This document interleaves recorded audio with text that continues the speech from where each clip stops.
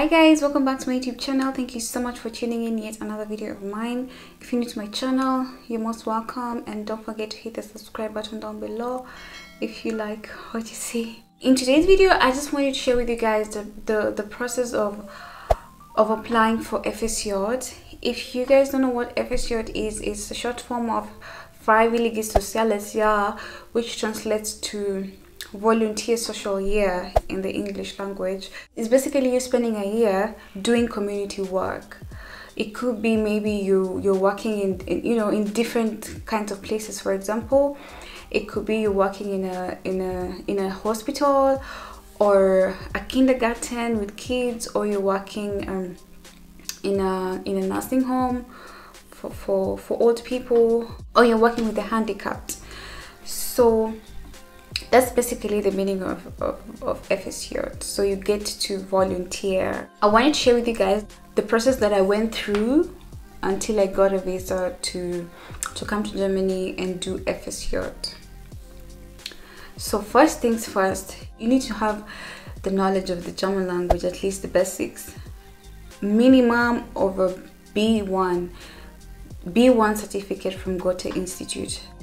That's different from au pair. You know, if you come to Germany as an au pair, you might require only maybe just the A1 certificate, but for FSJ you need at least B1. I went through the internet. Internet is your best friend, as always. There are different places you can apply to, but the one that I applied to, it's called Erlebnispädagogik.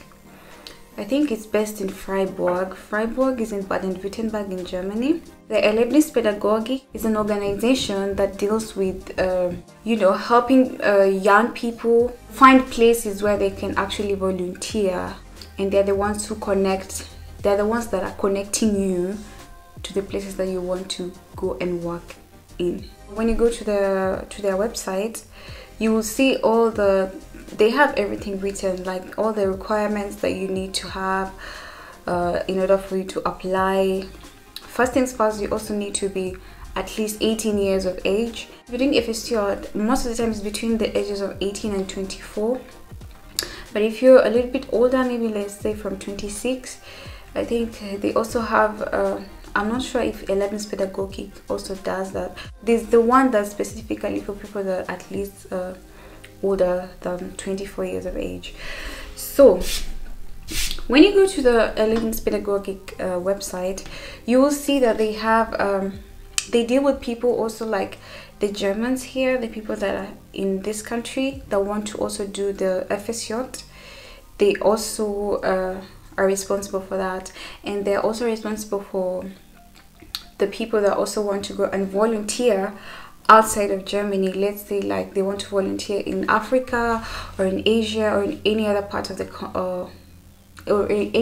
world, so to speak.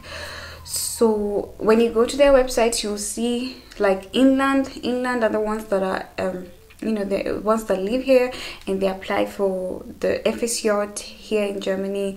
And we have the incoming are the ones that are coming from outside, maybe from Asia or Africa or wherever. They're coming to Germany as to volunteer.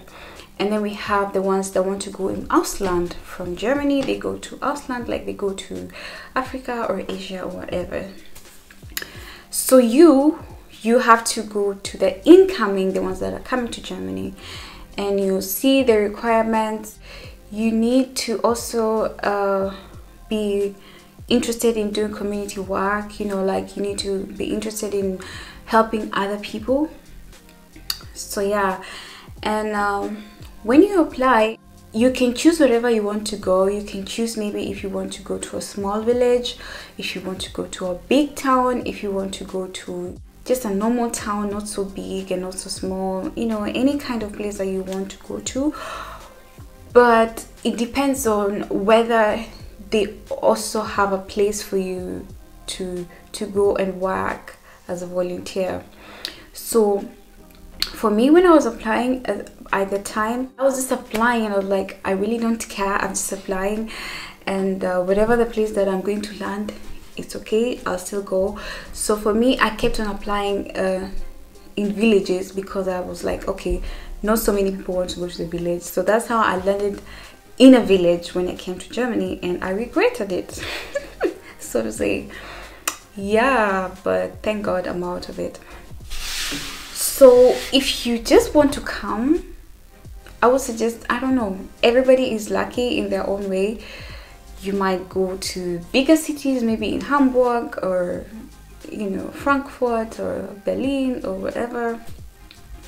But for me, I came to the south, you know, or München, Bayern. You know, there's so many nice places that you can apply to. Another thing you need is you need to get like a certificate to show that that you actually actively participated in a social work in your country.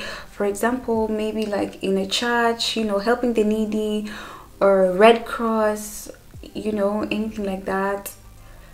You need to have something in writing that shows that you actually participated in that, like something like a certificate. And you also need Polizeiführungszeugnis. That I forgot the name in English. The Polizeiführungszeugnis is to show that you're not a criminal or something like that. So you need that too. So once you apply, and you just wait for their response, because for me, I remember I applied and I waited for their response, and they responded actually after 2 months, and I was like, what?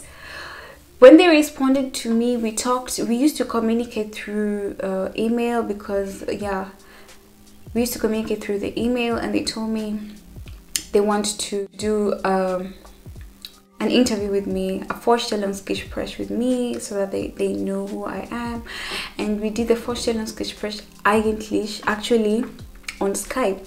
And I introduced myself and I talked, yeah. So I want to come to Germany because, okay, for me, it was kind of like, I was studying the German language and I was in the classroom. So I want to interact more with the people in Germany, and also improve my German language.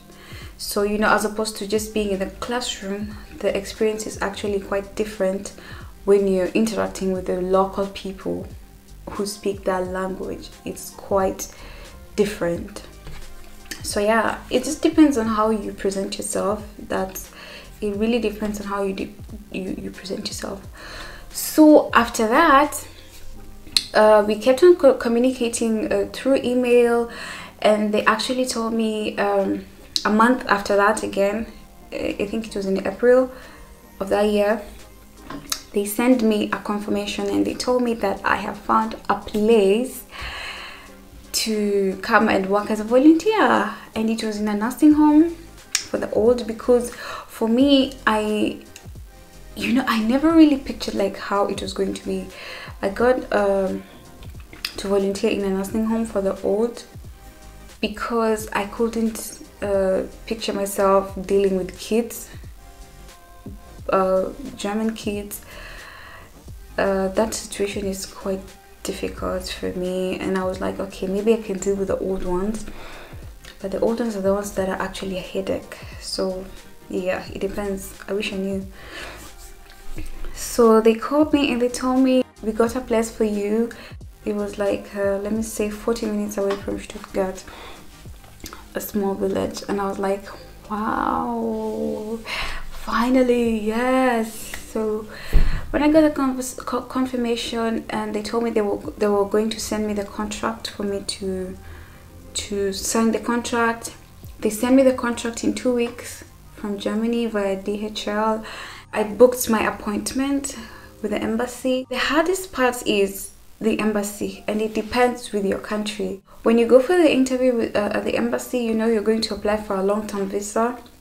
And when you go to apply for a long-term visa, they have an interview with you and ask you a few questions. Why do you want to go to Germany? Are you going to come back?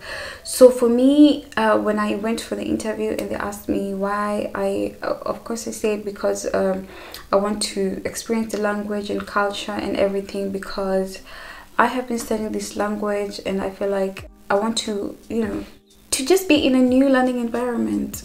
aside from being in the classroom and studying the German language, let me go and experience this. Okay, so and they asked me, so after 1 year are you coming back? And I'm like, yeah, I have to come back because I want to do my master's degree.